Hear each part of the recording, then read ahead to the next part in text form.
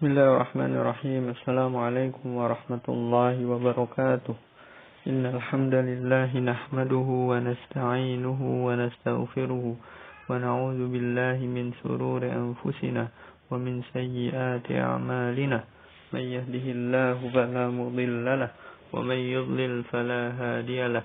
Asyhadu an la ilaha illallah wahdahu la syarika lahu wa asyhadu anna Muhammadan 'abduhu wa rasuluhu. Sallallahu alaihi wa ala alihi wa sahbihi wa man sara ala nahjihi wa istanna bi sunnatihi ila yaumiddin. Allahumma 'allimna ma yanfa'una wanfa'na bima 'allamtana wa zidna 'ilma ya rabbal alamin. Amma ba'du. Kita bersyukur pada Allah Subhanahu wa taala yang telah memberikan kita nikmat dan karunia-Nya sehingga kita masih diberikan nikmat Islam dan iman. Semoga salawat serta salam tercurahkan kepada Nabi kita Nabi Muhammad sallallahu alaihi wasallam. Amin. Ayuhat talabah, pada akhirnya kita masuk ke pelajaran ke-9. Sudah 9 pertemuan kita belajar fikih dari hadis Umdatul Ahkam, yang mana kita belajar fikih ini harapannya adalah kita bisa mengamalkan apa yang ada di dalam kitab ini, apa yang ada di dalam hadis-hadis ini, karena sungguh banyak sekali faedah-faedah, keutamaan-keutamaan dari hadis-hadis yang ada. Karena hadis-hadis ini muallif atau pengarang mengumpulkan hadis-hadis tersebut tentang hukum-hukum fikih. Maka ini salah satu kitab yang penting bagi para penuntut ilmu. Maka ayyuhal ihwa azzani Allah wa iyyakum, kita harus mengikhlaskan niat kita lagi dalam mempelajari ilmu agama Allah Subhanahu wa taala agar kita mendapatkan pahala dari Allah Subhanahu wa taala dari setiap ilmu yang diberikan, setiap ilmu yang kita pelajari. Kita mendapatkan keberkahan ilmu juga, dan juga kita mendapatkan ridha Allah Subhanahu wa taala. Itulah salah satu tujuan kita belajar ilmu, yaitu mendapat pahala dari Allah, mengangkat kebodohan dan mencari ridha Allah Subhanahu wa taala. Ikhwati fid din, azani Allah wa iyyakum. Kita masuk ke pelajaran ke-9. Tapi sebelumnya kita akan mengulang lagi pelajaran di pertemuan sebelumnya, yaitu hadis ke-12 dan hadis ke-13. Bismillahirrahmanirrahim. Ya, hadis ke-12 itu Rasulullah SAW bersabda, "Idza ataitumul ghaita fala tastaqbilul qiblata bighaitin wala baulin wala tastadbiruha walakin syarriku aw gharribu." Hadis ini menjelaskan bahwa ketika buang hajat itu kita tidak boleh menghadap kiblat. Kita sudah mempelajari hadis-hadisnya dan kita juga telah mempelajari faedah-faedahnya. Kemudian juga di dalam hadis ini kita bisa simpulkan bahwa ketika membuang hajat itu ada adab-adabnya. Di antara adabnya adalah tidak menghadap kiblat. Kita telah mempelajarinya. Kemudian karena kemuliaan kiblat itu sendiri, ya, karena kemuliaan kiblat itu sendiri. Kemudian di hadis ke-13 Abdullah bin Umar bin Khattab bercerita, "Waqitu yauman baiti Hafsah faraitu Nabiy sallallahu alaihi wasallam yaqdi hajatu mustaqbil Syam mustadbir kiblah." Yaitu suatu hari saya memanjat rumah Hafsah, maka saya melihat Rasulullah sallallahu alaihi wasallam duduk untuk buang hajat dalam keadaan menghadap Syam dan membelakangi kiblat. Ya, membelakangi kiblat. Di hadis sebelumnya larangan untuk hadap kiblat membelakanginya, tapi di hadis berikutnya itu Rasul melakukannya. Ternyata faedahnya adalah ketika di dalam kamar mandi, yaitu tempat tertutup, itu boleh untuk menghadap kiblat atau membelakanginya karena tertutup. Adapun selain itu, kalau di tempat luas, maka tidak boleh. Kita sudah mempelajari semua hal itu. Taib ayyuhal ikhwa azani Allah wa iyyakum. Kemudian kita akan masuk pelajaran hadis berikutnya. Hadis ke-14. An Anas ibn Malik radhiyallahu anhu annahu qala kana Rasulullah sallallahu alaihi wasallam yadkhulul khala'a fahmilu ana wa gulamu nahwi dawatan min ma'in wa anazatan fayastanji bil ma'i. An Anas bin Malik radhiyallahu anhu annahu qala kana Rasulullah sallallahu alaihi wasallam yadkhulu al-khala'a fa ahmilu ana wa gulamun nahwi idawatan min ma'in wa anaza fa yastanji bil ma'i. Yaitu hadis dari Anas bin Malik. Hadis ini hadis cerita tentang bagaimana buang hajatnya Nabi Shallallahu Alaihi Wasallam. Ya, bagaimana buang hajatnya Nabi Shallallahu Alaihi Wasallam. Maka kita akan mempelajari terjemahan dari hadis ini. Terjemahan hadis 14 dari Anas bin Malik radhiyallahu anhu berkata, Rasulullah Shallallahu Alaihi Wasallam pergi buang hajat, maka saya dan seorang pemuda sepertiku membawa satu ember berisi air dan kayu tombak. Lalu beliau beristinja dengan air.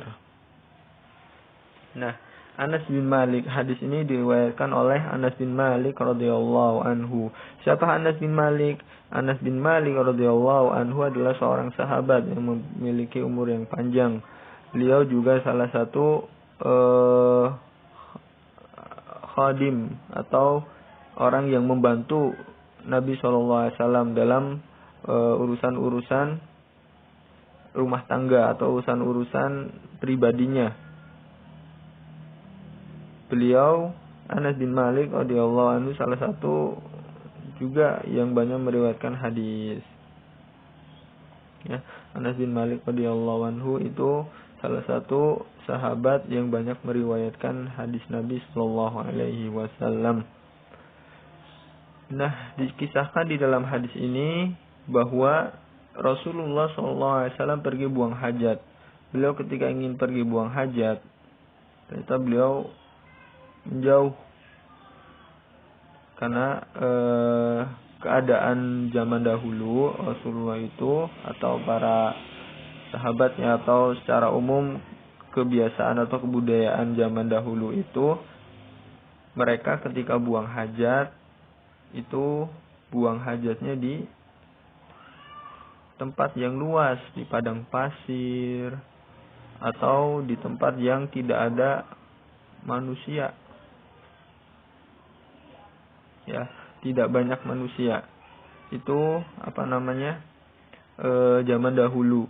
Jadi bukan seperti sekarang. Bukan seperti sekarang yang banyak kamar mandi. Memang di beberapa tempat di zaman dahulu ada tempat buang hajat khusus tertutup. Tapi di beberapa tempat juga masih menggunakan alami, yaitu buang hajat di tempat yang luas, di padang pasir atau di tempat yang jarang dilihat oleh manusia. Itu tempat buang hajat. Nah, dikisahkan di dalam hadis ini bahwa Rasulullah Shallallahu Alaihi Wasallam ketika itu ingin buang hajat di tempat yang luas. Ya, di hadis ini disebutkan bahwa Rasulullah ketika itu ingin buang hajat di tempat yang luas, bukan di kamar mandi, bukan di tempat yang tertutup, tapi tempat yang luas. Nah, ketika Rasulullah ingin buang hajat dengan tempat yang luas, kemudian Anas bin Malik bercerita, maka saya dan seorang pemuda sepertiku membawa satu ember berisi air. Ya, Anas bin Malik atau teman-temannya ketika masih muda itu membawa satu ember. Satu ember apa? Satu ember air. Gunanya untuk apa? Ya untuk istinja atau untuk cebok nantinya. Nah, dan tongkat atau kayu tombak, anazah. Anazah itu tongkat. Tongkat yang dari tombak. Itu anazah. Jadi Rasulullah Shallallahu Alaihi Wasallam itu ingin dibawakan dua hal itu, tongkat untuk pegangan dan air untuk istinja. Lalu beliau beristinja dengan air. Dalam hadis ini dijelaskan bahwa Rasulullah Shallallahu Alaihi Wasallam beristinja atau cebok dengan air. Shallallahu Alaihi Wasallam beristinja dengan air. Maka hadis ini menunjukkan keutamaan air. Sebagai apa? Sebagai istinja. Sebagai alat untuk bersuci dengan air yang bersuci, yaitu air istinja. Air yang dibawa oleh Anas bin Malik radhiyallahu anhu digunakan oleh Rasulullah untuk beristinja. Ya, beristinja. Istinja itu membersihkan membersihkan sisa dari najis atau kotoran dengan air. Itu makna istinja. Kalau istijmar itu menggunakan batu. Ya, kita sudah mempelajarinya. Apa itu istinja dan apa itu istijmar. Istinja itu dengan air dan istijmar dengan batu atau dengan tisu atau lain sebagainya. Nah, jadi di dalam hadis ini dijelaskan Rasulullah itu menggunakan air untuk beristinja atau untuk membersihkan sisa dari buang hajat. Itu yang Rasul lakukan ya. Jadi ketika kita ingin mencontoh Nabi dengan air, ya silahkan, ada hadisnya. Nah, ini dia hadisnya. Ikhwati fiddin azani Allah wa iyyakum. Intinya ketika kita ingin melakukan buang hajat, maka di dalam hadis ini dijelaskan dengan menggunakan air. Nah, dengan menggunakan air, bukan yang lainnya. Jadi ada sunnahnya juga kita menggunakan air. Ada sunnahnya juga kita menggunakan batu. Jadi masing-masing ada dalilnya gitu. Kita menggunakan air atau kita menggunakan batu, itu ada dalilnya. Dalil menggunakan air itu hadis ini. Ya, dalil menggunakan air itu hadis ini. Mungkin ada dalil lain istijmar dengan batu, hadis yang sebelumnya itu. Wa man istajmara falyutir, bang siapa yang beristijmar membersihkan dengan batu itu hendaknya dengan bilangan ganjil. Ingatkan hadis itu. Wa man istajmara falyutir. Itu yang dijelaskan oleh Rasulullah SAW.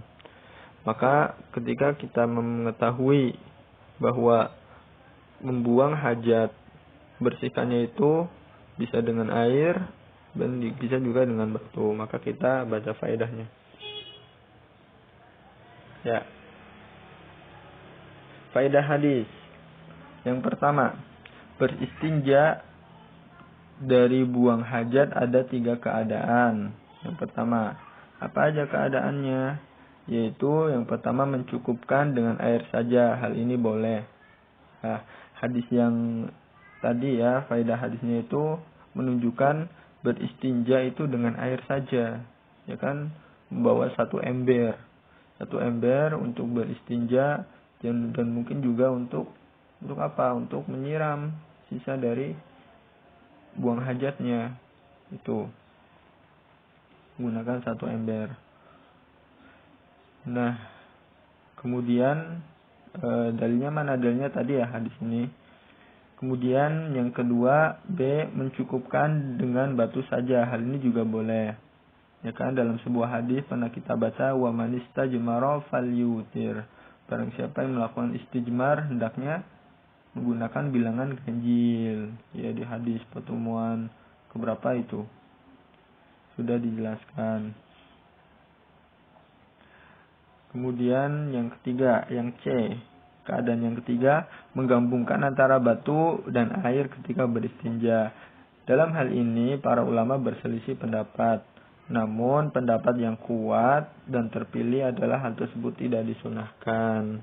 Ya, tidak disunahkan. Kalau mau istinja, ya istinja aja dengan air. Kalau mau istijmar dengan batu. Tidak dua-duanya. Walaupun ingin mempraktekkan dua-duanya, itu lebih baik tidak. Karena apa? Karena yang disunahkan atau yang di dalam hadis itu salah satu, entah itu istijmar, entah itu istinja, bukan dengan dua-duanya. Allah Ta'ala alam. Intinya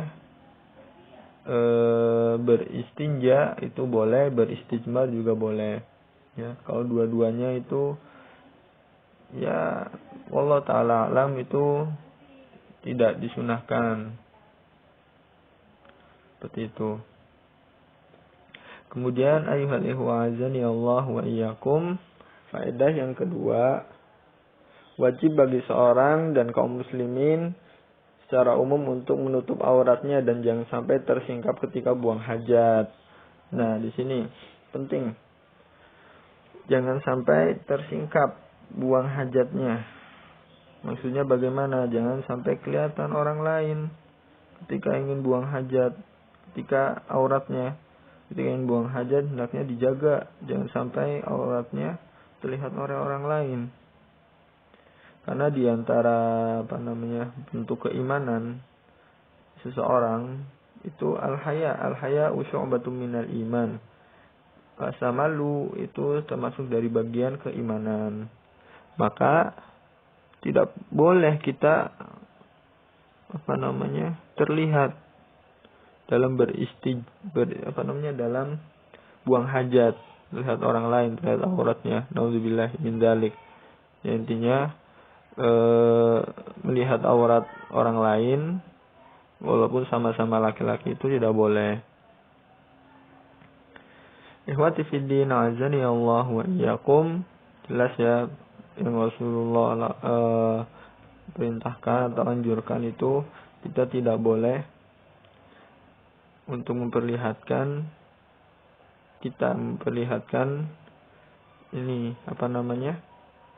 memperlihatkan aurat kita ketika buang air atau buang hajat. Itu kita tidak boleh.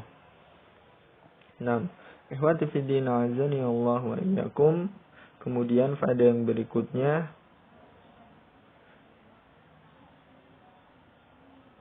hendaknya seorang muslim terlebih dahulu mempersiapkan air atau batu untuk beristinja di saat akan buang hajat.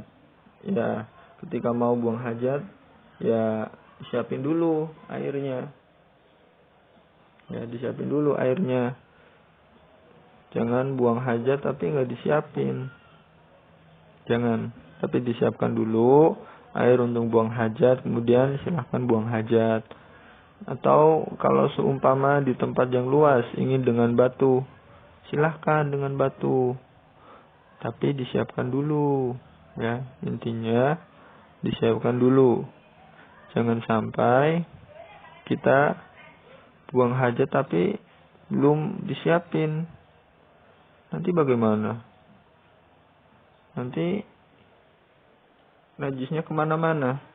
Ya, nanti najisnya kemana-mana ketika kita mencari batu atau mencari air.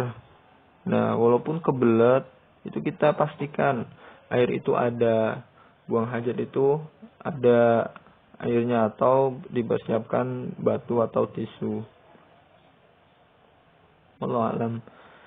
Maka untuk mempersiapkan ini, yang ada di kamar mandi air, ya air. Jika ada sebagian orang menggunakan kamar mandi tanpa air, yaitu dengan tisu. Itu tidak apa-apa. Itu namanya istijmar. Boleh. Hukumnya boleh kita beristijmar. Asalkan semuanya atau dipastikan najis itu tidak ada, bersih. Ya, dipastikan najis itu bersih, maka boleh kita melakukan dengan istinja atau istijmar. Ikhwati fiddin azani Allah wa iyyakum. Kemudian faedah berikutnya, membantu seorang ulama atau orang yang berilmu dalam menunaikan hajatnya dan bukan kemuliaan bagi seorang murid. Nah, Masya Allah, yang membantu. Umpama ada orang ustaz atau orang yang berilmu ingin buang hajat, kita membantu, entah menunjukkan tempatnya, toiletnya di sana, atau kita mempersiapkan jika airnya belum ada, kita persiapkan dan lain sebagainya. Itu juga salah satu kemuliaan. Jadi yang dicontohkan oleh Anas bin Malik radhiyallahu anhu itu benar-benar sangat menghormati Nabi Shallallahu Alaihi Wasallam. Dengan apa? Dengan mempersiapkan air. Ya, dengan mempersiapkan air itu salah satu bentuk penghormatan kepada Nabi Shallallahu Alaihi Wasallam. Ikhwati fiddin azani Allah wa iyyakum. Alhamdulillah, pelajaran kali ini telah selesai dan seperti biasa tugasnya mencatat hadis, kemudian terjemahannya dan faedahnya. Ya,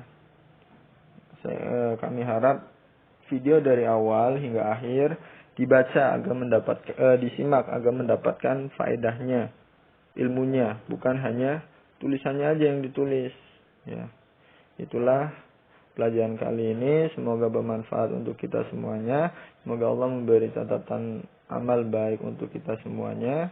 Akhiru da'wana alhamdulillahi rabbil alamin. Nahtatim bidu'a kafaratil majlis.